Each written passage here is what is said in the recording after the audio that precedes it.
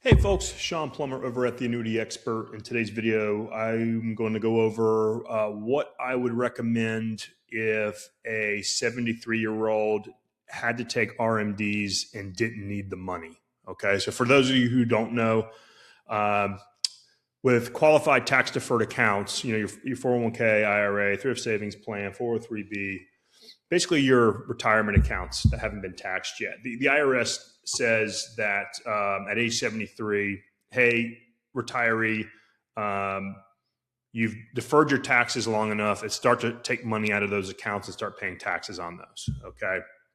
And so at 73, each and every year going forward, as long as there's money of pre-tax qualified accounts, you're going to have to take RMDs every year. You can go to our website at the Annuity Expert, and we have a calculator right here. Just go to our calculators, retirement based, and we have right here RMD, and then you can plug in your information. Okay, and this is the amount of money that you have to pocket each year. And just for clarification, because I've had this confusion before, when you take an RMD, you're basically pocketing the money, right, and then paying the taxes on it. Some folks have asked me, like, hey, I'm going to have to take out, the 3 to 4% out of my retirement account and give it to the IRS. No, that's not how it works. You pocket the money as ordinary income, and then you pay taxes, federal and state taxes on that, right? So it's another source of income that you have to take. Well, if you're a high net worth individual and you don't need the RMDs, well, what do you do if you don't need them? I would recommend a couple of things. Number one, I would recommend if you don't have long-term care insurance or like a long-term care annuity or long-term care life insurance policy, I use that RMD to fund that because it's not use it or lose it, and it could protect you, your spouse, and if it's not used, it'll go down to your beneficiaries. So that's option number one. Option number two is I would use the RMD to fund a life insurance policy. You can get life insurance up to age 85. You can come to our website, and we have a life insurance quoting tool. Just go to insurance-based calculators, life insurance, and you come in here. You can enter in your information. You can get real-time quotes. Okay, so that's the second thing I would do. Another thing I would do is I would put it in two different types of annuities. So I'm going to try to go over I'm going to go over the easy version first, then I'll go over the a little more complicated version second. Okay, so what you could do is if you don't need the money, you could take that money, pay the taxes, take your RMD, you can roll over. That's not how I would put it. You would take your RMD from your qualified retirement account, and then you would buy you pay the taxes on it, and then you would buy a non-qualified MYGA. And for those of you that don't know what a MYGA is, it's the annuity version of a CD. So you buy a fixed term at a fixed interest rate, and for that fixed term, it will pay you a fixed interest rate for the entirety of that term. It won't go up, it won't go down. It'll stay exactly the same, just like a CD. And then after the term, you can roll it into something else. You can check out our current rates here, averaging between 5 and 6%. So over time, the idea is it's making up for the taxes that you've paid on that RMD, okay? And then the cool thing is if you want to just keep deferring with non-qualified annuities, you can keep deferring the taxes as long as you and or your spouse is still alive, right? And then pass it on to your beneficiaries. So the idea is take an RMD. So we'll get where's my RMD? Down here. And let's just say we have 500,000 in a qualified account. 1, 2, 3, hypothetical return. And I'm age 73.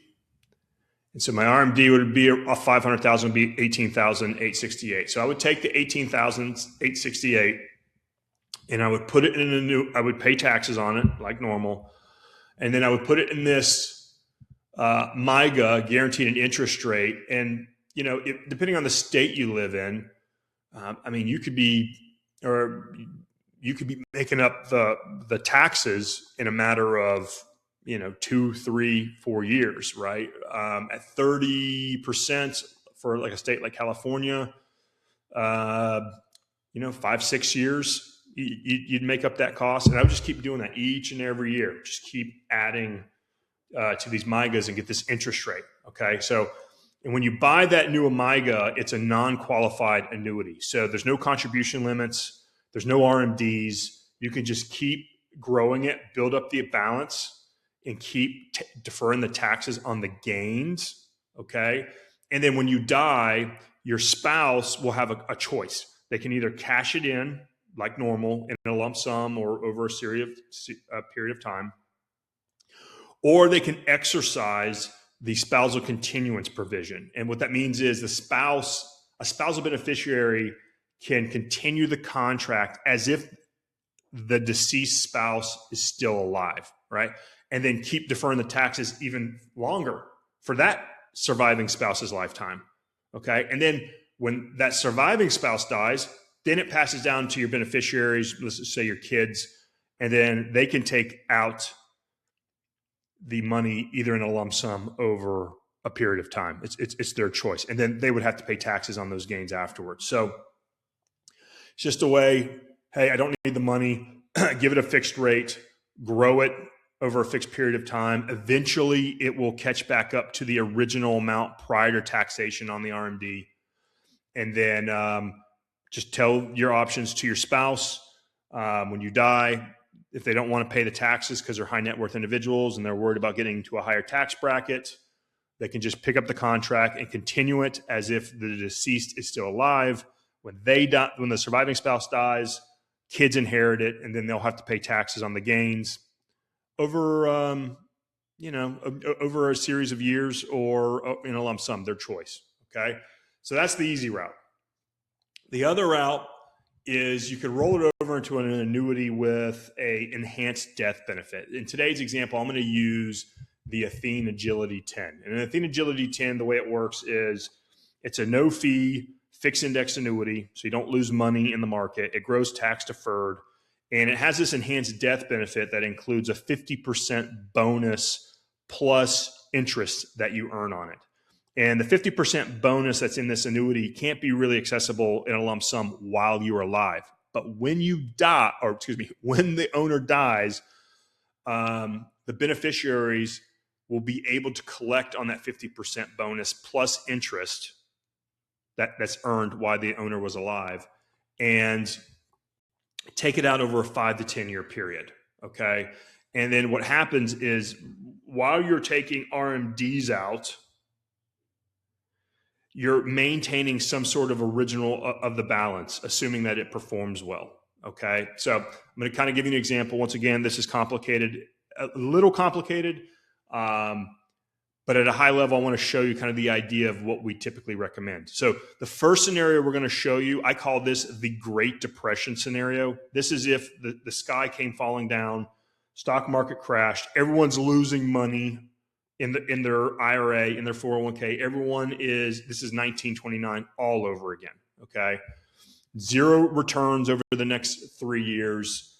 Because you're in a fixed index annuity, you don't lose money in a stock market crash. You're not actually in the market, but you still get to earn interest based on a stock market index like the S&P 500. I've chosen the NASDAQ on this example. And so as we see here, we took $500,000. Annual assumed interest rate is 0%. So like I said, everyone's losing their ass in the market, or completely broke because it's 1929 all over again. Okay. This is you preserving your principal. And then each year you're taking out your RMD. So at 73, it's 18,868, and it's going to continue to go through here. This is your cumulative withdrawals. This is how much money you've collected from the RMDs over time. This is the benefit base. This is that 50% bonus plus interest that you're going to be able to inherit over a 5 to 10 year period. 5 year being the minimum, and you get to choose that. 10 year being the maximum, right? So if you wanted to, and look, if you're a high net worth individual, you're going to want to do this anyways because you don't want to get bumped up into a higher tax bracket because you've got that sort of money in hand. So taking it out over 5 years could spread out those taxes and keep you under that next highest tax bracket. All right, so if I'm 73 and I lived in 93, I've collected $376,331 in withdrawals. That's your RMDs that you've collected. And then the remaining amount is, you can either take 504 over a 5-year period, okay? Or, and your beneficiaries have this choice, they can take 154,349 in a lump sum, okay? So that's assuming the absolute worst case scenario. 504 over 5 years, or 154,349. That's not a bad gig. If you're looking at it from a perspective of, this is assuming there's 0% interest earned over the next 20 years, and everybody else has lost money in their IRAs. Okay, so now we move on to, based on past performance, this is what those death benefits would look like. Okay, so we average around, the geometric mean is 7.61. I'm going to skip this because this is a better scenario, but just if those 904,525 after collecting RMD withdrawals, 629 in a lump sum. But let's just go down to 7%, okay? And say you average that. You would look at your 18,868 out the gate. This would grow because your account is growing. So $61,622 would be your RMD at age 93. You've collected $793,677 in RMDs. What's left is $1,135,672. Okay. That's over a 5-year period at a minimum, 10-year period at a maximum. Or if your beneficiaries want to take it in a lump sum, they still have $604,324 based on a 7% return rate. Okay. That's not a bad gig. You know, you've maintained your original $500,000. You've collected the RMDs each and every year that you don't need. And then your benefit base hypothetically grows over time. In this case, more than doubles. So this is just an idea. Once again, this is a non-guaranteed annuity value. So this is based on hypothetical returns. If we look at the official illustrations based on performance, it would have been a 7.61% rate of return. And as you can see here, 1,187,629,000. So it's not a bad gig. It's something to consider. And then the final method I would use is you can delay. You could take up to $210-ish thousand and put it into a QLAC, which is a qualified longevity annuity contract, and give it to the insurance company and delay your RMD payments until age 85. That's fine and great, but you really don't earn any interest. You're giving the money up to the insurance company to get an irrevocable stream of income. Not my favorite way to go about it, but if you wanted to do that, you could do that as well. So these are the options that I would do if I was a high net worth individual. I was 73 and I didn't need the RMDs, and I'm just trying to figure out a way, to preserve my original qualified account amount, take RMDs, and then pass it on to my beneficiaries to take care of them. Hope this helped get the brain going, give you some ideas. If you want a custom case design, come to the Annuity Expert. We'll do that free of charge, no obligation. And if you have a question, leave a comment below. I'll answer it. Just please be specific. Like, subscribe, and we'll catch you on the